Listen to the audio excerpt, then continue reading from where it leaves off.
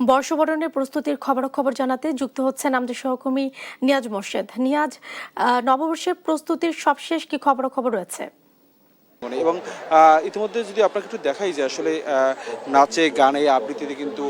একেবারে বেশ আয়োজন করেই কিন্তু আসলে বর্ষ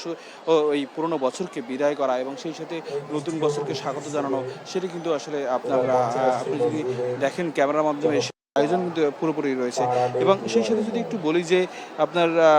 এর পাশে কিন্তু আবার যে নতুন বছরকে সাজানোর জন্য চারুকলা শিক্ষার্থীরা যে আয়োজনটি প্রতি বছর করে সেই কাজেও কিন্তু তারা আসলে ব্যস্ত রয়েছে। যে বিভিন্ন ধরনের আপনার মুখোশ এবং সাথে আপনার বিভিন্ন ধরনের মুখোশগুলো তৈরি করা এবং আলপনা এবং যারা এখানে আপনারা আসছেন এই বর্ষকে বিদায় জানাতে, তারাও কিন্তু আসলে পরিবার পরিজন নিয়ে এবং এসে কিন্তু তারা কিন্তু এই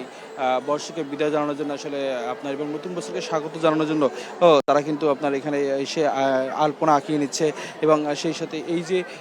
বিদায় জানানোর যে আপনার যে উৎসবটি, সেটি কিন্তু আসলে তারা বেশ উপভোগ করছে এবং তারা বলছে যে আসলে